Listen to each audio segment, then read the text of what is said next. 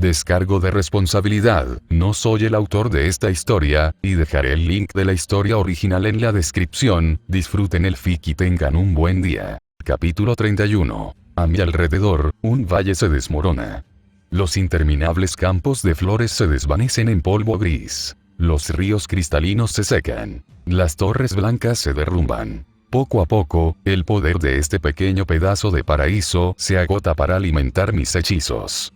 Aunque sé que su belleza regresará con el tiempo, mi corazón sangra al ver mi hogar, mi prisión, tan herido. Me esfuerzo por contener la marea de oscuridad, sabiendo que el señor de los engranajes está listo para desatar la contingencia final si flaqueo. Cree que la propagación de la infección puede detenerse quemando la isla y todo lo que hay en ella, pero sus cálculos fueron erróneos.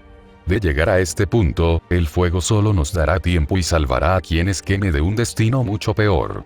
Los demás pilares también se preparan, pues ahora se decidirá si el futuro de este mundo permanece sin escribir o arde en un fuego impío. Mientras utilizo toda mi sabiduría para mantener el velo, mi carcelera intenta apoderarse de la esencia de los nunca nacidos derrotados. No se les puede permitir regresar con sus amos, para que no se revele nuestro gran engaño, así que los atrapa en el momento de su falsa muerte, capturándolos con la oscura taumaturgia que construyó sobre los cimientos de lo que una vez le enseñé. Los veo atravesar el cielo de mi prisión como cometas chillones antes de desaparecer en las fauces del Tártaro, donde permanecerán para siempre bajo la mirada velada de la reina temible. Su ausencia se notará, por supuesto, pero esta no es la primera vez que les gastamos esta broma a los cuatro. Se culparán mutuamente por la pérdida de sus peones, como siempre. A menos, claro, que sea demasiado. Desde el momento en que me revelaron la verdad, supe que no podía durar para siempre. Que saberlo no me volviera loco fue solo gracias a mi propia naturaleza inhumana. Aún así, me pregunto. ¿Pueden verme, oscuros? A pesar de mis mejores esfuerzos por remendar el tapiz tejido por los últimos, ¿acaso su mirada siniestra atraviesa el velo de Gaia a través del agujero abierto por su títere? ¿O están demasiado ocupados en sus conflictos internos, en su lucha interminable contra aquel a quien llaman anatema? Rezo para que no lo hagas.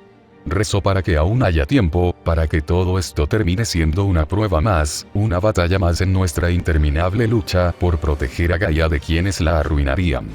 Seguramente, si fuera de otra manera, ya lo habría presentido. Pero si puedes escucharme, entonces debes saber esto. Soy Merlín Ambrosio, el mago de las flores.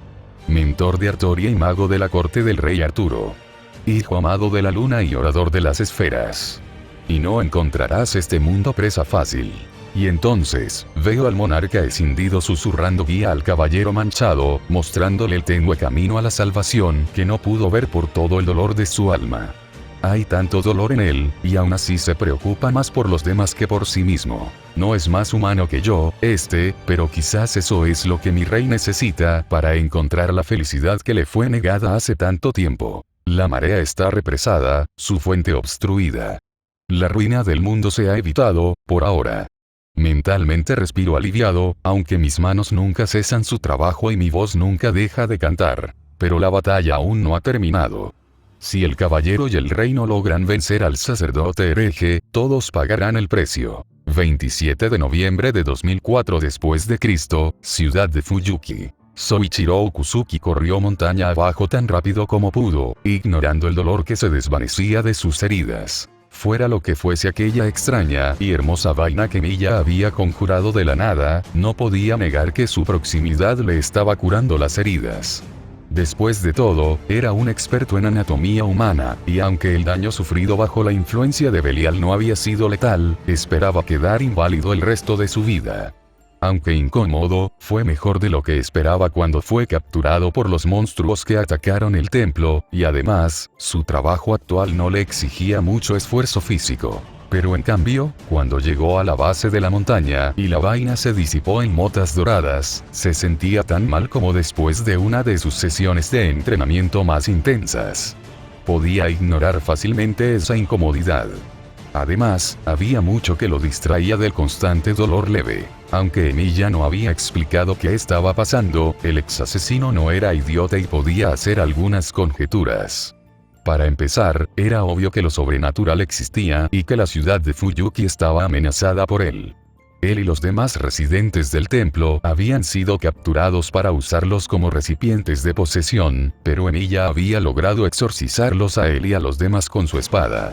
Consideró brevemente la posibilidad de que Emilia y Watson fueran responsables de los acontecimientos actuales, pero luego la descartó. Si bien la llegada de la estudiante transferida había coincidido con los extraños sucesos en Fuyuki, y si bien tanto ella como Emilia habían tenido un aspecto bastante siniestro al luchar contra su cuerpo poseído, no era nada comparado con lo que había hecho su captor. Kusuki nunca había creído realmente en el mal, pero ver los rituales de ese mago demente lo había convencido de su existencia. A pesar de las palabras de Emilia, aún no estaba seguro de su posición en el eje de la moral, pero sabía que, como mínimo, estaba más cerca del bien que Belial y su invocador. Empezó a moverse hacia el sur, hacia la Academia Umurahara.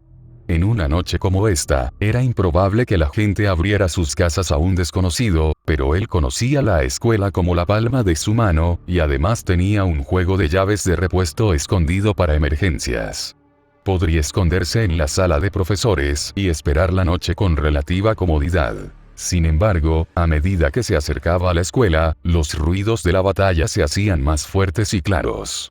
Sus pasos se hicieron más lentos, y entonces recordó que el resto del grupo de Milla había sacado a los demás cautivos liberados de la cueva y los había puesto a salvo, y todo encajó en su mente. Después de todo, no había otros edificios en la zona que pudieran albergar a tanta gente. Se detuvo al llegar a las puertas de la escuela y observó la situación. Frente al gimnasio, una mujer que le recordaba a Watson luchaba contra una multitud de monstruos con una guadaña enorme, que se transformó en lanza mientras él la observaba, luego en estoque y luego de nuevo en guadaña. Demonios voladores volaban en círculos sobre el edificio, luchando contra alguien más que no podía ver desde ese ángulo. ¿Qué tenemos aquí? La voz era un coro donde cada cantante tenía una melodía distinta, y Kusuki sintió como si alguien le clavara clavos en los oídos. Se giró para encararlo y vio a otro monstruo a cierta distancia. Se reprendió en silencio. Había estado demasiado concentrado en la escena de la pelea como para prestar la debida atención a su entorno, y esta cosa definitivamente no era algo que quisiera que lo sorprendiera. Si no hubiera cometido el pecado capital de hablar en lugar de atacarlo, lo habría pillado completamente desprevenido. Tenía 3 rostros grotescamente fusionados sobre un torso con demasiadas costillas visibles bajo su piel cubierta de cicatrices, y se escabullía sobre una multitud de extremidades humanas, algunas de las cuales sostenían espadas que brillaban a la luz de las farolas. Llamas cerúleas ardían en las cuencas vacías de sus ojos, pero estaba lejos de ser ciego. El conocimiento de biología de Kusuki era, sin duda, muy limitado, salvo en lo que respecta a las mejores maneras de matar a otras personas. Pero estaba bastante seguro de que esta criatura no debería estar viva según las leyes de la naturaleza. Si este monstruo era pariente de Belial, sus posibilidades de supervivencia ahora que tenía su atención eran escasas. Sin embargo, si tenía que morir, moriría desafiante hasta el final. ¿No vas a decir nada, cariño? ¿O es que mi belleza te impresiona demasiado? Para nada, respondió. Solo intentaba contener las ganas de vomitar. Sus 3 caras se contorsionaron ante sus palabras, volviéndose aún más feas. Chilló, haciendo añicos las ventanas cercanas, y saltó hacia él. A pesar de la repulsión que sintió ante la visión antinatural de su movimiento, el cuerpo de Kusuki reaccionó por instinto. Los golpes de la criatura buscaban paralizarlo, y logró esquivarlos por los pelos antes de asestar un puñetazo con todas sus fuerzas. El puñetazo habría roto las costillas de un hombre normal, pero no esperaba que le hiciera mucho daño a semejante monstruo.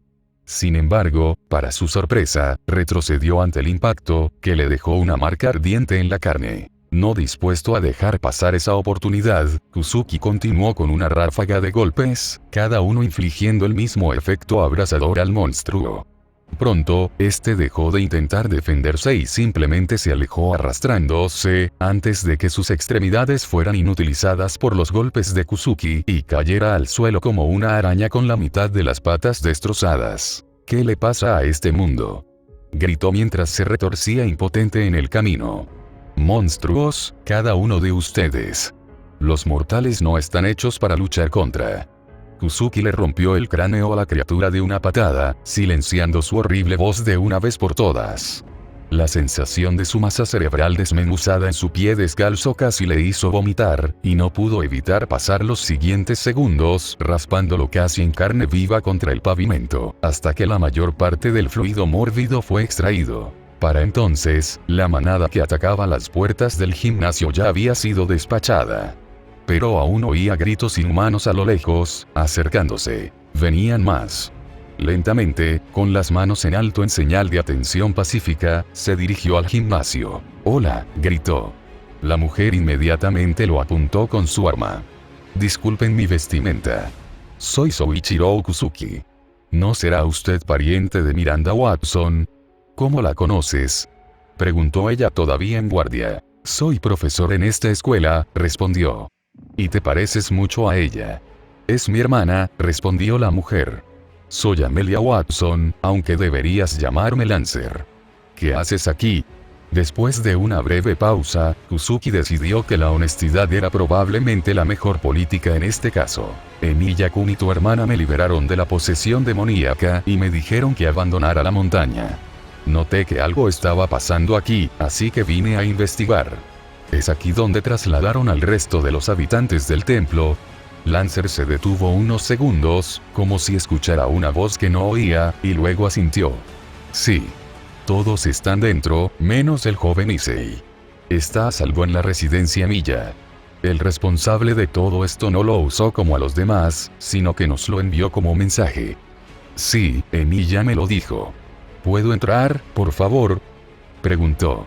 «Quisiera ver cómo están mis conocidos». «Eso es». Las palabras de la rubia fueron interrumpidas por un repentino cambio en el aire, y ambos se giraron instintivamente para mirar hacia el norte, al monte Enzou. Desde la cima de la montaña, un pilar de algo que su alma sabía que no era luz, a pesar de que sus ojos se obstinaban en registrarlo como tal, estalló hacia el cielo.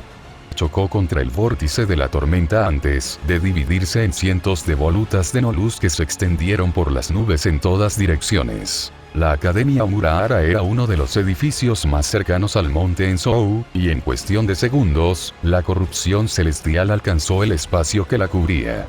Más tarde, Kusuki tendría dificultades para recordar qué sucedió exactamente en los siguientes segundos, su cerebro suprimiendo los recuerdos por instinto de supervivencia. En ese momento, sin embargo, no pudo evitar el horror. Siente el toque del fuego que quema su razón y la mordida del hielo que congela toda alegría. Oye los gritos de las estrellas moribundas y la risa de las deidades caníbales. Ve las innumerables huestes de los condenados inmortales, cautivados por la eternidad a los caprichos de dioses crueles. Saborea la sangre, el fuego, la podredumbre y la carne mientras dientes y garras desgarran su existencia hasta que solo queda un grito de agonía que se extiende por toda la eternidad. Y entonces, se detuvo. Cuando Kusuki recuperó la conciencia, estaba a cuatro patas, vaciando un estómago que ya debería estar vacío. El corazón le latía con fuerza en el pecho, y a pesar de haber corrido desde la montaña sin problemas, su cuerpo ahora estaba cubierto de sudor frío. Era la segunda vez en toda su vida que realmente sentía terror, la primera había sido cuando quedó atrapado en la caverna con ese loco, sonriéndole mientras le explicaba lo que le iba a hacer a él y a los otros cautivos. Se obligó a levantar la vista, luchando contra el instinto primario que le decía que no mirara, que no lo mirara, que aún podría estar allí, que aún podría verte. La columna de oscuridad había desaparecido antes de que su influencia pudiera extenderse más y alcanzar los distritos occidentales de Fuyuki, donde miles de personas se refugiaban en sus casas, esperando que pasara la tormenta y lo que les habían dicho que era una amenaza terrorista. Fuera lo que fuese, algo había ocurrido que la bloqueaba, aunque él sabía, sin saber cómo, que seguía allí, intentando atravesar lo que fuera que protegía la ciudad. Frente a él, Lancer parecía tan conmocionado como él, aunque al menos ella se había mantenido en pie. Sin decir palabra, le ofreció una mano y lo ayudó a ponerse de pie, antes de acompañarlo al gimnasio. Mientras saludaba al resto de los defensores del edificio, Uzuki tuvo la certeza de que, de alguna manera, este indulto era obra de Emiya. Nunca había sido un hombre religioso, a pesar de pasar muchísimas horas leyendo textos sagrados en su búsqueda de comprensión y significado. Pero en ese momento, rezaba a quien quiera que lo escuchara para que ayudara a su estudiante a tener éxito. Por supuesto, rezar no le impediría ayudar a defender el gimnasio de las hordas infernales que se reagrupaban para un nuevo ataque. Después de todo, no cabía duda de que defender a monjes inconscientes de una horda de engendros del infierno era la acción moralmente correcta. La mármol de realidad de Shiro era impresionante. A pesar del peligro, a pesar del hecho de que había estado al borde de un ataque de pánico, debido a que fue arrastrada sola a la oscuridad una vez más, este fue el primer pensamiento de saber cuando vio el mundo interior de su maestro manifestarse. El paisaje infernal de la caverna del Gran Grial había desaparecido. En su lugar, un campo de fina ceniza negra se extendía hasta donde alcanzaba la vista, interrumpido por brotes de vegetación que se abrían paso entre la ceniza. Pero esos eran los últimos adornos del campo. A su alrededor, clavadas en la tierra como lápidas, había cientos de armas. Algunas tenían formas reconocibles. Espadas, hachas y lanzas, aunque todas de la misma escala exagerada que el espadón de Shirou, y fabricadas con tecnología muy superior a la de los mejores herreros del mundo. Otras tenían diseños más exóticos, pero saber seguía identificándolas como armas blancas. No había ni una sola arma a distancia a la vista. En el horizonte, la tierra negra se unía a un cielo dorado, iluminado por el resplandor que emanaba de la gigantesca esfera que colgaba en el firmamento. La esfera era un planeta, y debió haber sido hermosa en su momento, pero ahora estaba claramente al borde de la destrucción. Las masas continentales estaban fracturadas, con magma brillando a través de las grietas, y todo parecía una granada congelada a punto de detonar. Sin embargo, a pesar de ello, aún emanaba una sensación de calma y tristeza. La iluminación que emitía la esfera provenía de un punto en su superficie, donde brillaba con una intensidad casi cegadora. Al observarla brevemente, Saber parpadeó y bajó la mirada, observando la espada que sostenía. Jadeó. La oscuridad que se aferraba a su espada desaparecía, consumida por el toque de la luz de la esfera de realidad. El arma que se reveló no se parecía en nada a la espada dorada y pura que recordaba haber empuñado durante la Cuarta Guerra del Grial. Al igual que ella, también había cambiado más allá de la capacidad de reparación de este reino. Seguía siendo negra, pero las líneas rojas que recorrían su superficie ahora brillaban con un color dorado familiar. Al observar su armadura, notó que le había pasado lo mismo. Su pesada armadura aún resultaba intimidante, pero había perdido parte de su siniestro filo. También se sentía más ligera. Aunque su peso físico no había cambiado, su peso espiritual se había reducido notablemente. Ni siquiera lo había notado antes, ya que el conjunto que había usado durante la Cuarta Guerra era más ligero, pero ahora que el obstáculo añadido había desaparecido, no podía pasarlo por alto. Un grito espantoso e inhumano la arrancó de su ensimismamiento. Su mirada se dirigió a su origen, y allí vio a Corfaeron, chillando incoherentemente mientras la luz parecía derretir su cuerpo infernal como plástico barato, creando una apariencia aún más aterradora. Aún aferraba el grial del caos con la mano izquierda, y lo alzó entre él y la fuente del resplandor. Un miasma negro brotó de la copa contaminada, bloqueando la luz y marchitando y oxidando la vegetación y las armas cercanas. Supongo que habría sido demasiado fácil si hubiera muerto así, dijo la voz de su maestro junto a ella. Casi dio un salto. No había notado su presencia en absoluto, o mejor dicho, como su presencia la rodeaba por completo, no se había dado cuenta de que su cuerpo estaba tan cerca. Su cabello se había vuelto blanco como la nieve fresca, y sus ojos brillaban con una brillante luz dorada que reflejaba, pero no imitaba, la del cielo. Su armadura y sus alas sombrías habían desaparecido, y las líneas que recorrían su cuerpo no eran los bordes rectos de su refuerzo, sino grietas ahora llenas del oro que fluía de Avalon, y que ardía en su pecho al ritmo de su tranquilo y constante latido. «Shirou», preguntó, señalando hacia arriba. «¿Qué es eso?» Ahora, pensó Shirou, no es una pregunta complicada.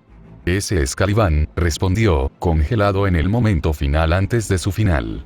No necesitaba su enlace para saber que eso no era suficiente para responder a su pregunta, así que continuó. Tras la destrucción de sus activos en las estrellas necrófagas por parte de los amos de la noche, los ángeles oscuros regresaron a su planeta natal con la intención de encontrar refuerzos para el ataque a Terra. Sin embargo, descubrieron que los legionarios estacionados allí habían permanecido leales al emperador, y el planeta fue destruido en la batalla subsiguiente. Luther, el padre adoptivo del león, estaba allí, liderando a los defensores. Esa luz proviene de su espada, la cual hirió al primarca demonio hasta el punto de que apenas ganó el duelo.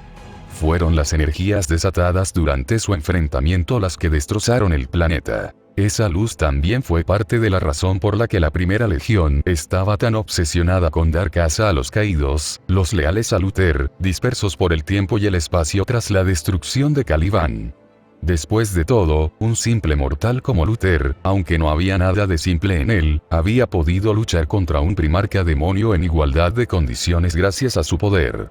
Y aunque al final perdió el duelo, la herida que le infligió a Lionel Johnson aún persistía 10.000 años después, incluso si los ángeles oscuros eran incapaces de reconocer su existencia. Corsuain estuvo en el planeta durante la mayor parte del combate, pero al final regresó a la razón invencible en órbita para lidiar con una perturbación.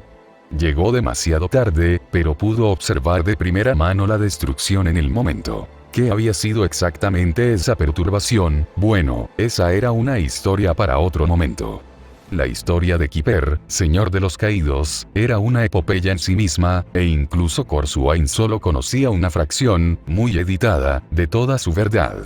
Ahora lo recuerdo con claridad, concluyó, apartando la mirada del planeta helado para fijarla en el intruso de su mundo interior. El impostor suprimió los recuerdos de Corsuain sobre la caída de Caliban, entre muchas otras cosas, pero estos bloqueos parecen haber sido eliminados.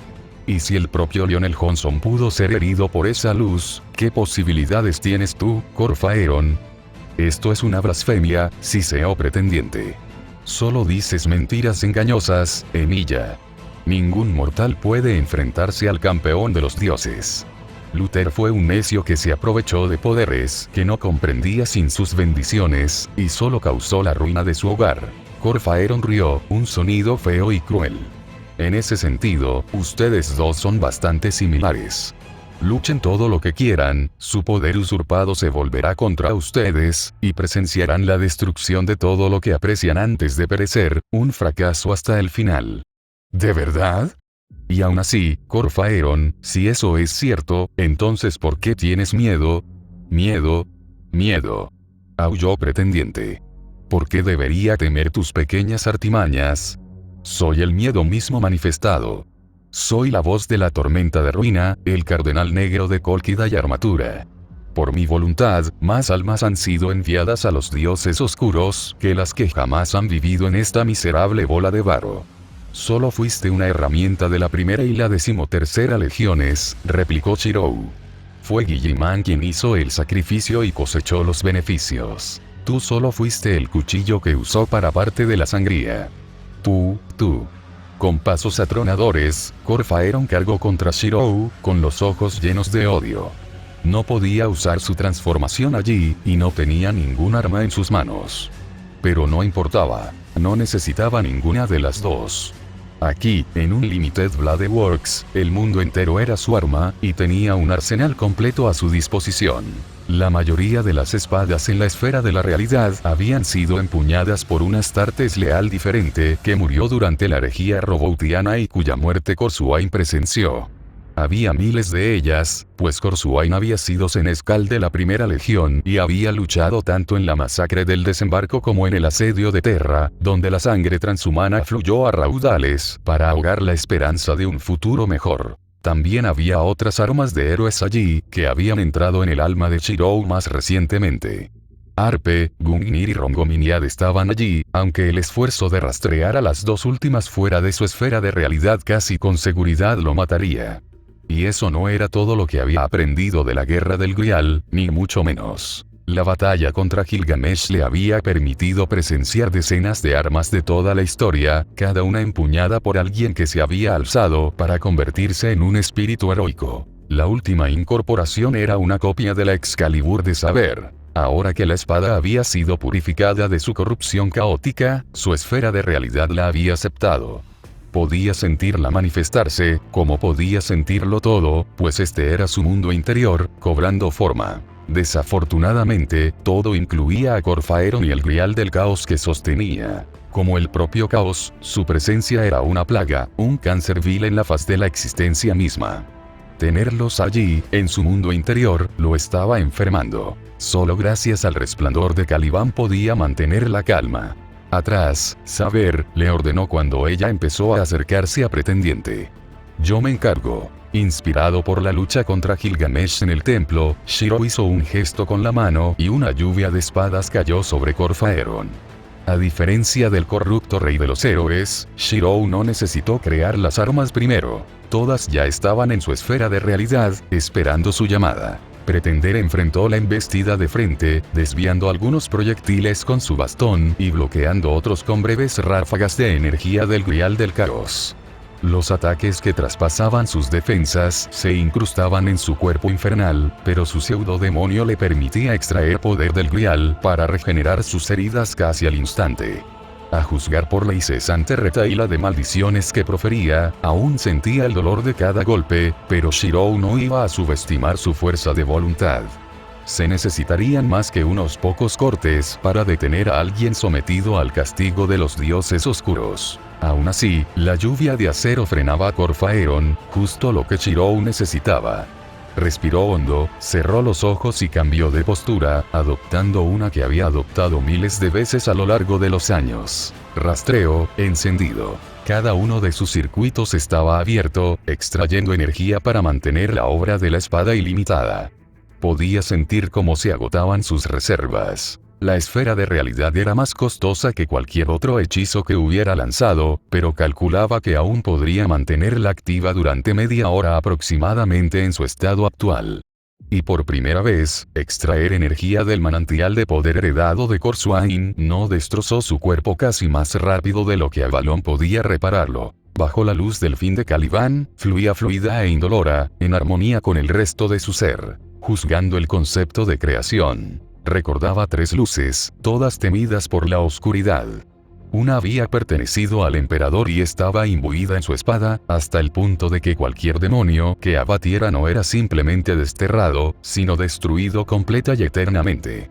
La segunda, blanqueada por Luther, había logrado algo milagroso incluso antes de que la primera legión regresara a Caliban.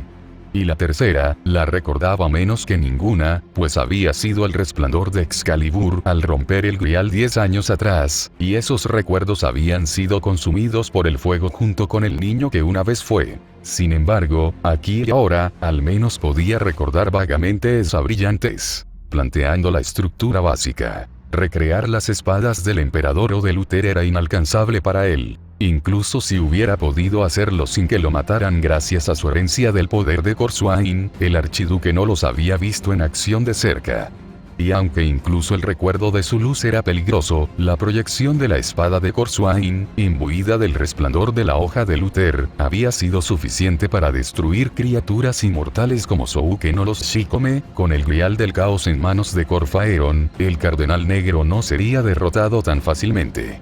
Ahora que había visto la espada purificada de Saber, era factible que recreara Excalibur lo suficientemente bien como para derrotar a Corfaeron, pero algo en eso le había parecido extraño al considerarlo antes. Entonces lo comprendió. Corsuain había sido espadachín, y por eso Shiro había luchado como tal desde que empezó a manifestar el poder del archiduque. Pero, como le había recordado el reflejo de Selretch, era más que Corsuain. Shiro en ella poseía habilidades propias, habilidades que Corsuain jamás había aprendido. Si una espada de imitación no servía, una flecha sí. Y para eso, primero necesitaba un arco, duplicando el material de composición. El tiro con arco tradicional japonés que había practicado durante años usaba arcos muy diferentes a los que Corsuain había visto en su juventud, antes de unirse a la orden, que usaba ballestas más avanzadas junto con armas más raras. Sin embargo, el material de los arcos ordinarios obviamente no sería adecuado para esto. En su imaginación, Shiro armó un gran arco hecho de raros compuestos imperiales e inscrito con sigilos de poder seráfico, antes de trazarlo a la existencia directamente en sus manos expectantes. Era enorme, más grande que su propio cuerpo, y parecía sacado de una película de fantasía. Sin embargo, al mismo tiempo, era tan difícil que Shiro hubiera confiado en él para bloquear un golpe de las lanzas de Lancero Rider, imitando la habilidad de su elaboración. Ahora que tenía un arco, llegó el momento de la flecha.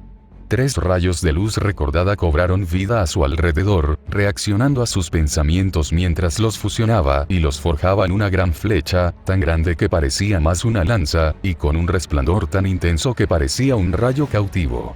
Del emperador, sabiduría. De Luther, esperanza. De Excalibur, victoria. O quizás eran poder, sabiduría y coraje, o amor, fe y esperanza. Incluso ahora, incluso allí, Shiro apenas podía comprender los conceptos tras esos recuerdos de luz lo suficiente como para realizar su falsificación. Simpatizando con la experiencia de su crecimiento. Tanto la luz de la espada de Luther como la de Excalibur habían sido empuñadas por mortales, aunque extraordinarios. En cuanto a la luz del emperador, se había refinado tras su entronización y se había transmitido a sus caballeros. En la Puerta Mortis, Corsuain se enfrentó a estos guerreros vestidos de plata y fuego sagrado, y fue derrotado. Recordó esos recuerdos, vio cómo el poder sobrehumano se había destilado en algo que los simples transhumanos podían empuñar, y usó ese conocimiento para forjar su propia arma, reproduciendo los años acumulados. Batalla tras batalla, siempre luchando contra adversidades desesperadas. Aún así, los defensores de la humanidad seguían luchando. Corsuain se había burlado de ellos desde su torre, considerándolos unos necios, engañados por las mentiras de los señores del imperio, sin percatarse jamás de la terrible ironía del pensamiento. El primer archiduque de Kisgorog no había podido comprender el valor del sacrificio, pero Shirou, quien había aprendido de Kiritsugu Emiya el bien y el mal, lo comprendía perfectamente. Simplemente rechazó su falsa dicotomía, no su valor. Y aunque Corfaeron había ofrecido incontables vidas a los poderes ruinosos, nunca había sacrificado nada realmente, porque lo único que valoraba era a sí mismo, superando cada proceso de fabricación. En los años previos a la declaración pública de la herejía, fue Corsuain quien dirigió el ritual que sacó el espíritu de Corfaeron de las profundidades del infierno y lo liberó en los 500 mundos. Y aunque Shirou no era Corsuain ni lo sería jamás, ahora comprendía que esto aún le otorgaba una ventaja conceptual contra el pretendiente. Pues, según las reglas de la hechicería maligna que había consumido a la primera legión, quien invocaba un espíritu podía desterrarlo con mucha más facilidad que cualquier otro. Además, los ángeles oscuros no habían confiado en el Cardenal Negro. Había ciertas cláusulas de seguridad ocultas en el ritual de invocación, y Shiro ahora las usaba, junto con su autoridad heredada, para refinar aún más su ataque, convirtiéndolo de un arma general contra demonios a uno dirigido específicamente al pretendiente. Por fin lo consiguió. Para entonces, Corfaeron ya casi lo tenía encima, gritando y aullando como una bestia herida y enfurecida. La flecha de anatema, declaró Shirou mientras tensaba la cuerda de su arco. Trinidad de la ira. Disparó la flecha de luz y no falló, tal como sabía que no lo haría. Atravesó el escudo oscuro que Corfaeron había conjurado apresuradamente y lo golpeó en el pecho con la fuerza suficiente para inmovilizarlo contra el suelo. Entonces se encendió, y Pretender comenzó a arder. Esta, pensó Corfaeron, era definitivamente su muerte más dolorosa hasta ahora. Cuando ese bastardo del Orgar lo mató en Baradesh y Armatura, lo hizo rápido. No por piedad, aunque Corfaeron sabía que esa era una debilidad que aquejaba al Dorado, sino simplemente porque, tras años de lucha contra él, sabía que no debía darle tiempo al Cardenal Negro para una última treta. El ataque de Milla lo habría matado instantáneamente si no fuera por su habilidad Avatar de la Ruina, pero incluso la regeneración que había obtenido al aprovechar la energía del Grial del Caos solo estaba retrasando lo inevitable. Comprendió con amargura que la única razón por la que no sería completamente aniquilado era precisamente porque sus amos no le habían concedido la verdadera apoteosis. Su alma, aún mortal, ya estaba gravemente dañada, y sin duda empeoraría antes de que su forma corpórea se disolviera por completo, pero aún así escaparía del olvido. Había fracasado. Otra vez. El pensamiento lo quemó con una intensidad no menor que la de aquella maldita flecha, y extrajo fuerza de él, convirtiendo el dolor y el miedo en rencor. Su cuerpo se desmoronaba, pero aún no había perdido por completo su integridad. Aún tenía unos segundos para actuar, para cobrar venganza antes del fin de esta encarnación. Con una fuerza de voluntad impulsada por el odio, Corfaeron se aferró a su existencia y extendió la mano hacia el grial del caos que aún sostenía en su mano izquierda, que se disolvía rápidamente. Aunque no lo había usado, el aspecto principal del aniquilador primordial que había reclamado el gran grial se especializaba en maldiciones, ¿y qué maldición era más poderosa que un agonizante? Si pudiera usar su último aliento en esta vida para maldecir a Emilia con todo el poder del grial, ese hereje no sobreviviría mucho, y cada instante que le quedara estaría lleno de agonía. En su mente, armó los términos de su maldición, forjando su hechizo final a través del dolor que lo consumía. Luego, una vez completado, envió la instrucción a través de su cuerpo transfigurado hacia el grial negro que sostenía en su mano izquierda. De los 10 anillos que había usurpado al robar el origen espiritual de Salomón para manifestarse, solo quedaba el de su dedo índice izquierdo. Era el mismo anillo que el mago insensato había usado como catalizador.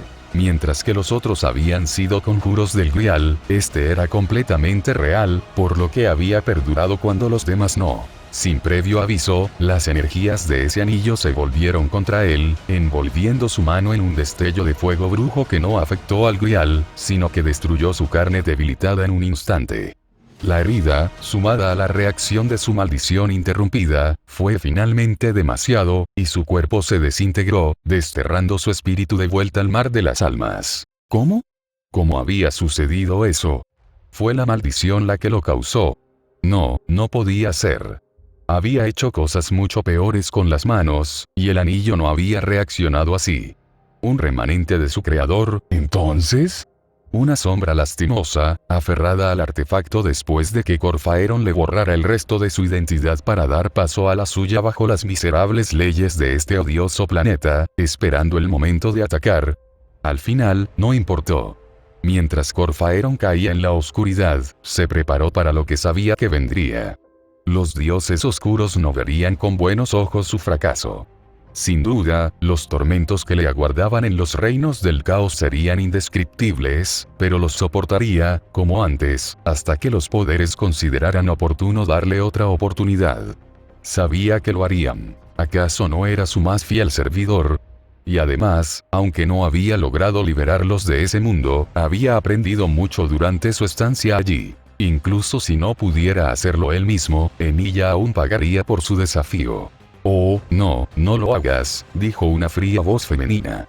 Ya has causado demasiados problemas, viejo miserable. Antes de que pudiera reaccionar, aunque no hubiera podido hacer nada en su estado actual, una lanza de voluntad y poder atravesó su espíritu, infligiendo una fría agonía por todo su ser, y lo arrancó del éter como un pez fuera del agua. Tal fue el dolor que perdió la conciencia brevemente. La conciencia se recuperó un instante después, cuando la lanza se desprendió de su esencia, provocando una nueva punzada de agonía. Estaba atado, encadenado en un círculo de fuego. A su alrededor había más celdas similares, llenas de cientos, miles de espíritus infernales, algunos de los cuales reconoció como los que había invocado bajo la apariencia de los pilares demoníacos.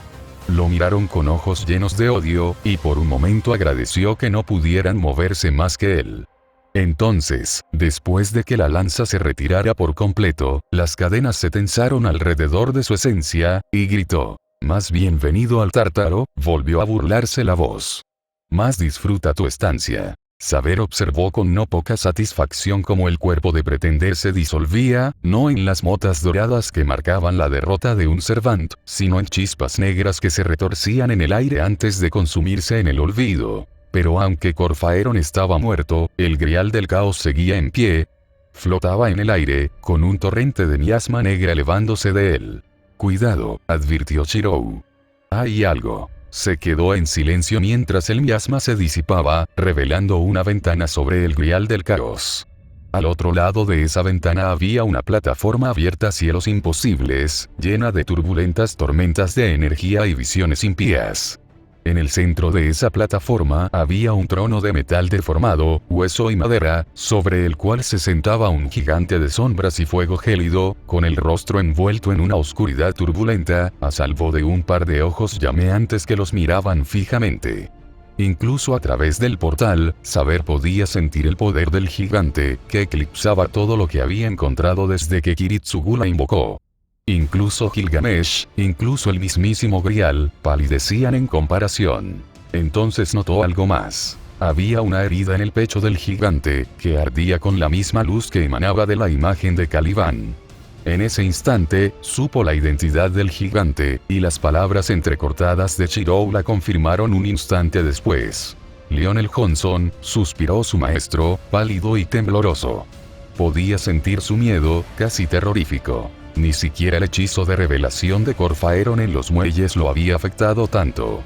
Ese es Kisgorog, el planeta demoníaco de la Primera Legión. Pero no. No puede ser todo cierto. No puede. En su trono, el primarca demonio de los ángeles oscuros comenzó a despertar. Habló, y su voz fue un trueno maligno que estremeció a Saber hasta los huesos, a pesar de parecer provenir de una distancia inimaginable. Te veo, Korsuain. Las palabras sacaron a Shirou de su shock, y se giró hacia Saber con un nivel de urgencia que bordeaba el pánico en su mirada. Destruye el Grial. Ahora. El poder de un sello de comando surgió a través del cuerpo de Saber, y ella levantó su espada, reuniendo todo su poder para desatar su noble fantasma, tal como lo había hecho 10 años atrás por orden de Kiritsugu. Sin embargo, aunque su espada estuviera purificada por la luz recordada del fin de Caliban, seguía sin ser la espada de la victoria prometida, al igual que ella no era la rey de los caballeros, que había sido invocada desde el trono de los héroes por el asesino de magos. El aria que recordaba haber cantado 2 veces en la Cuarta Guerra del Grial, uno contra el monstruo de Caster y otra contra la última manifestación del Grial, ya no encajaba con su noble fantasma, ni tampoco su antiguo nombre. Podía sentir su verdad en lo más profundo de su ser. Saber recordó las leyendas artúricas que había leído en casa de Shirou cuando buscaban un nombre que pudiera usar en público, y sonrió con alegría depredadora. Sí, esto estaría bien. De la vergüenza y la sombra renovadas. En negro y dorado renacido. Témeme y desespera. Morgan Excalibur. Un rayo de energía negra y dorada entrelazada surgió de la espada. Justo antes de que su propio ataque le bloqueara la vista, Saber podría jurar haber visto al león, que había empezado a extender una garra hacia la ventana, estremecerse al ver su noble fantasma. El ataque impactó el Grial del Caos, ya inestable por la muerte del pretendiente y su constante exposición a la obra de la espada ilimitada. La copa impía chilló al extenderse grietas por su superficie, y luego detonó. Con un gesto, Shirou conjuró un escudo de espadas entrelazadas alrededor de ambos, protegiéndolos de lo peor de la explosión, pero ni siquiera eso fue suficiente para bloquearla por completo, y la visión de Saber pronto se vio envuelta en luz. Cuando la luz se desvaneció, no quedó rastro ni del Grial del Caos ni de la ventana a Kisgorog que éste había abierto.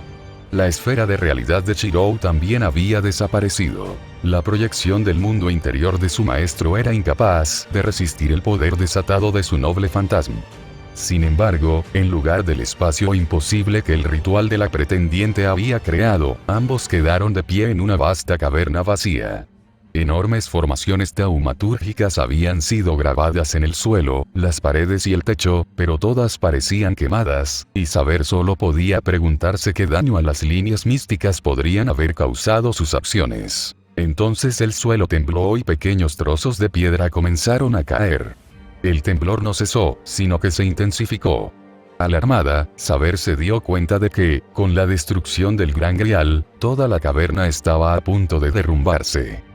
Se giró hacia su maestro, pero este yacía en el suelo, inconsciente por el agotamiento de usar su esfera de realidad al máximo por primera vez. Sin perder tiempo, cargó a su maestro en brazos y corrió hacia la salida, deshaciéndose de su armadura para poder moverse aún más rápido.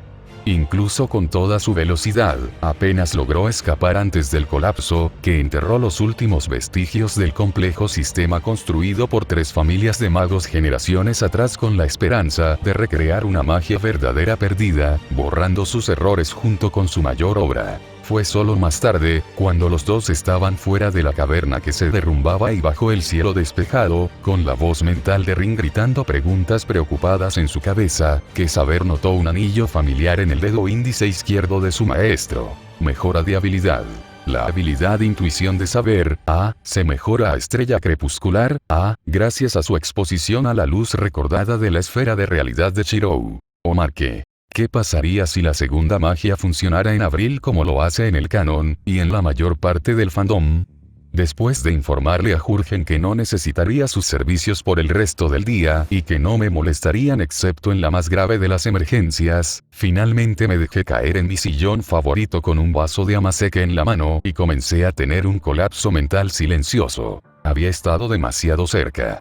Supe que algo andaba mal en el momento en que Cristabel irrumpió en mi oficina con el miedo más intenso que jamás la había visto. Después de todo, había una razón por la que era la líder de las doncellas de Emily y la mayor autoridad mortal entre todos los cultos slanesíes en Slaukenberg. Me había contado que Emily había acudido a ella en sueños, advirtiéndole de un gran peligro que había llegado a Slaukenberg desde la disformidad y que, a pesar de todo su poder como princesa demonio, no había visto venir a tiempo para detenerlo. Momentos después, llegó un informe sobre un disturbio en el sur, en los vastos campos que antaño producían flores para los perfumes de la nobleza, pero que ahora se dedicaban a cultivos alimentarios más útiles. Como Cristabel ya me había informado, no podía decírselo a nadie más, así que fui con Jurgen y un pelotón de los mejores soldados de los Estados Unidos a investigar. En medio de un campo quemado, encontramos a dos adolescentes, un chico y una chica. La chica llevaba lo que parecía una armadura de un mundo feudal, pintada de negro con matices dorados. El chico vestía ropa de civil, pero según Jurgen, su presencia en la disformidad era aún mayor que la de la chica. Sí. Fue en ese momento cuando supe que ambos eran poderosos psíquicos, si no demonios disfrazados. Al parecer, Jurgen lo sabía desde hacía varios minutos, pero creía que yo ya lo sabía y no me lo había dicho. Aún así, al principio todo parecía ir bien. Los dos jóvenes hablaban gótico bajo con un acento extraño, pero pudimos comunicarnos. Entonces el chico preguntó si estábamos en el Imperio de la Humanidad. Con Jurgen a mi lado y un grupo de gente observándome, no tuve más remedio que decirles que no, que estaban en Slaukenberg, que se había liberado del yugo del Imperio y ahora era guiado hacia la prosperidad por el Consejo de Liberación.